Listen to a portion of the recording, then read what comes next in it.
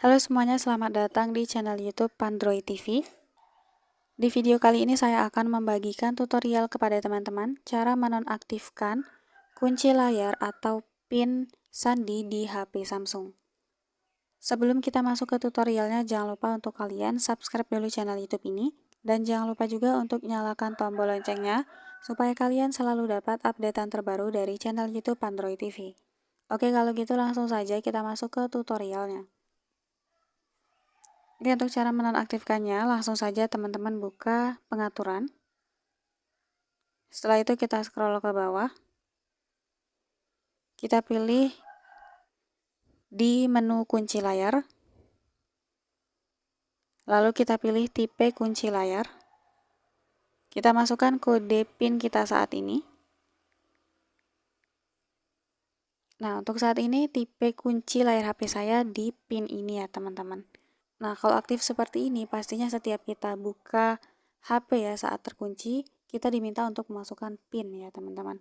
Nah, supaya kita nggak repot harus bolak-balik masukkan PIN ketika buka HP, kita bisa hapus dengan cara klik tidak ada ini teman-teman. Ya, di sini tidak ada, kita klik. Ubah ke tipe kunci layar tidak aman. Data wajah Anda akan dihapus demi keamanan. Jika menggunakan autentikasi wajah di aplikasi, Anda harus mendaftarkan kembali wajah Anda untuk menggunakan aplikasi tersebut. Nah, ini karena sebelumnya saya sudah pakai tipe kunci layar wajah juga ya teman-teman dan juga PIN, jadi ini nanti akan dihapus. Oke, kita klik saja hapus ya. Kita klik hapus. Nah, oke, ini coba kita kembali. Sekarang saya coba matikan HP saya ya teman-teman. Dan coba saya hidupkan. Nah, ini langsung terbuka seperti ini teman-teman. Ke layar depan HP kita. Tidak perlu lagi memasukkan kata sandi atau PIN di layar kunci.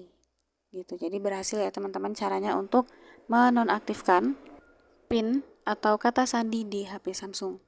Cukup sekian dulu tutorial di video kali ini. Semoga tutorial yang saya bagikan bermanfaat dan selamat mencoba.